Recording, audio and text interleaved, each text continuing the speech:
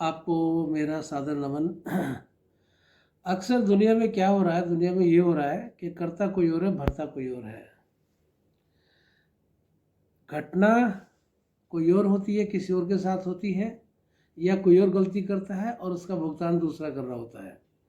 जैसे कहीं किसी के साथ कोई मान अपमान वाली, ऊंच नीच वाली बात या मान हानि वाली बात कोई इस तरह की हो जाती है, जिसमें कोई व्यक्ति परेशान हो जाता है, एजिटेट हो जाता है कि घटना तो छोटी सी थी, लेकिन उसका जो प्रतिक्रिया है, उसका जो मन के अंदर जो उसका जो आवृत्ति है वो बढ़ती चली जाती है और परेशान करती रहती है। छोटी मोटी घटनाएं जीवन में घटती रहती है। और कुछ जो लोग समझदार लोग होते हैं वो क्या करते हैं कि जैसे कपड़े धोते हैं, नहाते डेली हैं, हाथ धोते हैं डेली, तो अब तो कई बार हाथ धोने पड़ते हैं, तो इस तरह से वो मन को भी धोते रहते हैं, मन की धुलाई भी करते रहते हैं, मन को भी साफ करते रहते हैं। और ज़रूरी है, क्योंकि जितना हम इकट्ठा करते जाते हैं इन बातों को, इन घटनाओं को, जिससे कि परेशान होते हैं, या जिससे कोई बात तो छोटी सी भी लेकिन मन के अंदर बहुत बड़ी बन जाती है, ऐसा बहुत कम होता है। कुछ योगी लोग, कुछ समझदार लोग इस तरह कर जाते हैं कि बात बड़ी होती है लेकिन उसको छोटा सा कर देते हैं। घटना बड़ी होती है, नुकसान बड़ा होता है, मान हानि बड़ी होती है, परेशानी बड़ी होती है, लेकिन अपनी सोच से, अपने विचार से, अपने भाव से, अपनी समझदारी से, अपनी सूझबूझ से, अपने योग से, अपने प्रयोग से उस बड़ी घटना को छोटा सा कर देते हैं। लेकिन इसका उल्टा प्राय देखने में आ रहा है कि घटना छोटी छोटी छोटी छोटी सी बातें होती हैं, लेकिन उसको बड़ा बड़ा बड़ा करते करते करते डेली कुछ ना कुछ ले लेनी है बात मन में, और पहली खत्म नहीं हुई दूसरी शुरू हो जाती है, तीसरी शुरू हो जाती है। आपको, हमें लगता है कि हम उसके बारे में नहीं सोच रहे, नहीं, हमने जो मन में डाल दिया, जो थोट डाल दिया कि परेशानी है और उसका निवारण नहीं किया, तो भले ही आप बाहर से उसको महसूस करें ना करें, लेकिन भीतर से वो थॉट, वो परेशानी हमारे सबकॉन्शियस माइंड पे बनी रहेगी। क्योंकि कई बार आपने देखा होगा इस तरह से कि आपको लगता है कि परेशान है, लेकिन परेशानी का कारण नहीं मिल रहा, ये नहीं पता क्यों परेशान है बस। नींद नहीं आ रही, पता नहीं क्यों नहीं आ रही। तो कई बार जो पता नहीं वाली जो बात होती है, वो बीमारी हमारे सबकॉन्शियस माइंड पे, वो थॉट, वो घटना, वो विचार, वो व्यक्ति, वो परेशानी, वो मानहानि अंदर बैठ जाती है, हमारे सबकॉन्शियस माइंड पे बैठ के। हमें उसका पता भी नहीं होता कि क्यों परेशान है, लेकिन है। तो इस तरह से कूड़ा करकट इकट्ठा ना करें, इकट्ठा करते रहते हैं, संग्रह करते रहते हैं, और वो पहाड़ बन जाता है, और वो मन को हमारे हानि पहुंचाता है, और मन को क्या, जीवन को हानि पहुंचाता है। खाली दिन भर परेशान नहीं होते, रात को भी परेशान होते हैं। और आप क्या महसूस करते हैं, आपको, कि सोने के बाद भी वो विचार हमारे मन में घूमता रहता है, परेशान करता रहता है। और इसके कारण बहुत सारे रोग होते हैं। साइकोसोमेटिक डिसऑर्डर जो शब्द है, कि मन ने कोई विचार, मन पे कोई विचार, मन पे कोई भाव, मन पे कोई आवेश, मन पे कोई आवेग, मन पे कोई द्वेष, मन से कोई राग हमारे भीतर आ जाता है, समा जाता है। और वो क्या करता है, हमारे मन को तो अवसाद में लेके जाता है, डिप्रेशन में लेके जाता है। इसके साथ साथ कुछ जो लोग जो मन के मजबूत होते हैं, उनके शरीर पे वो बात आएगी। शरीर में अल्सर, बॉडी के अंदर एसिडिटी, गैस, गैस्ट्रिक ट्रबल, गठिया, जोड़ों में दर्द, कि कोई बात थी, किसी की गांठ दिमाग में मार ली हमने, घटना कोई घटी, उसकी गांठ मार के बैठ गई कि इससे नहीं बोलना, ये नहीं करना, ये नहीं होना, वो नहीं होना।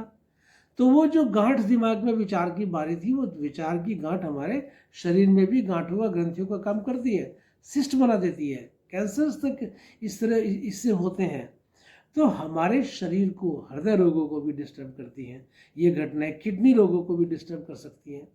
कहीं भी कोई भी इस तरह का दोष परिणाम हमारी विचार का, हमारे मन का, हमारे भाव का, हमारी इस तरह की मन की घटना का आ सकता है। मान का, अपमान का, हानि का, किसी भी और बात का, किसी ने कोई बात कही कहीं, और यही नहीं, कई बार घटना कोई और होती है, कोई व्यक्ति कोई और होता है, स्थान कोई और होता है, लेकिन कैच हम कर लेते हैं उसको, और उसको कैच करके उसी के नकारात्मक विचारों में हम खेलते रहते हैं, उलझे रहते हैं।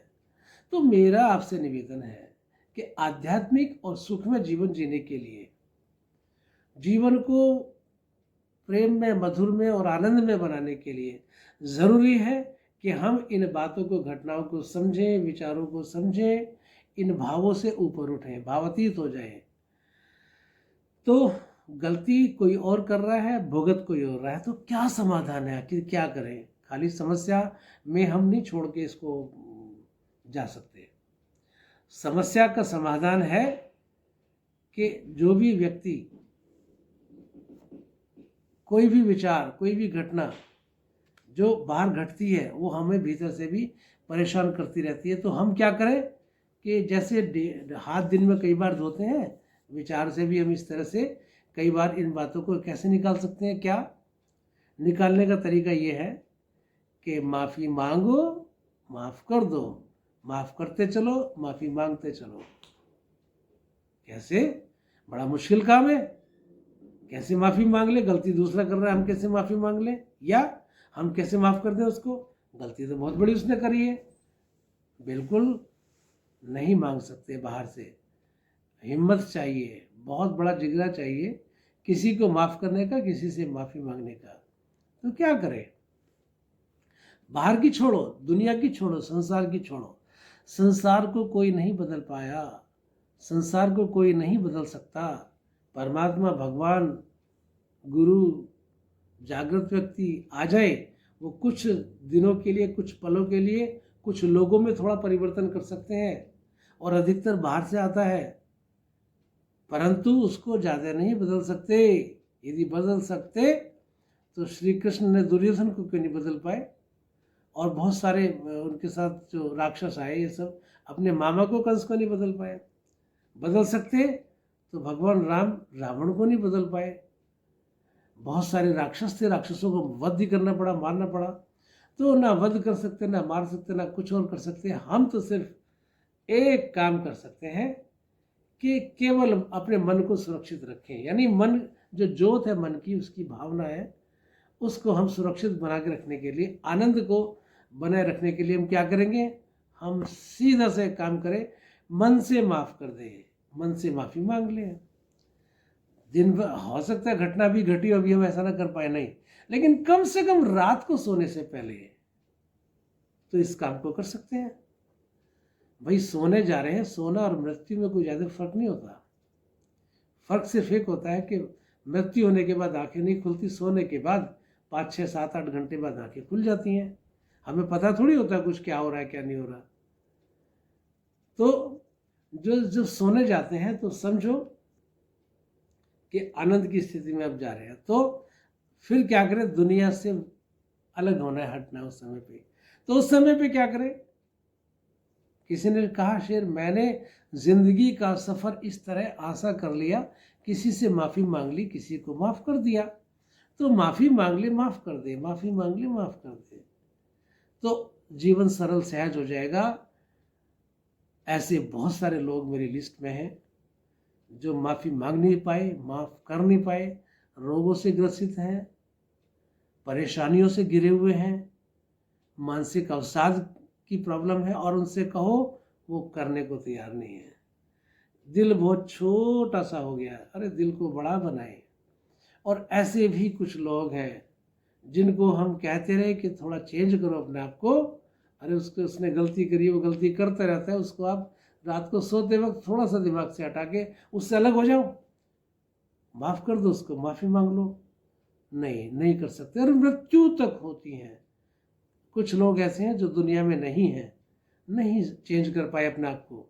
तो अपनी दुनिया हमारे अपने हाथ में है, इसीलिए गलती दूसरा कर रहा है, भुगते हम, ऐसा काम क्यों करें? क्यों मन में इन बातों को रखें? अरे किराए पे किसी को मकान देते हैं, किराए पे रखते हैं तो अच्छा किराया लेते हैं ना, लेकिन हमने मन में इन ऐसे लोगों को बसा रखा है जिनसे हमारा जीवन नहीं सुधरा, जिनसे हमारे जीवन में परेशानी आ रही है, जो कभी नहीं सुधर सकते, जो कभी नहीं बदल सकते। तो क्यों उनको मन में हम किराए पे रखें, बिना किराया दिए रखें? मन में तो प्रभु का वास होना चाहिए, हृदय में प्रभु की सत्ता होनी चाहिए। और कब हो सकती है? तब हो सकती है जब हम दुनिया से अपने आप को, घटनाओं से अपने आप को अलग करना सीख लें। परेशानियों से अपने आप को विरक्त करना सीख लें। ये संन्यास की शुरुआत है। संन्यास कोई बहुत बड़ी कोई बात नहीं है, इस बहुत बड़ा कोई अलग से काम नहीं है, लेकिन मन से जो छोड़ना होता है वो बहुत बड़ा होता है। तो प्लीज़ प्लीज़ प्लीज़, आधुनिक भाषा में मैं यूज़ कर रहा हूँ शब्द, कि अपने आप को बदलें और दूसरों की गलती का हम भुगतान ना करें। गलती दूसरे की कोई और कर रहा है, भुगत कोई और रहा है, ऐसा न होने दें और आनंद के साथ जीवन जिएं। हमारे अपने हाथ में है सब कुछ, बहुत कुछ। हमारे कर्म तो भगवान ने हमारे हाथ में दिया है। हालांकि भोग तो भोगने पड़ते ही हैं, वो बात एक अलग है। लेकिन यदि भोग भी रहे हैं तो क्यों ना खुश में होके, आनंद में होके हम जिएं। ओम शांति शांति।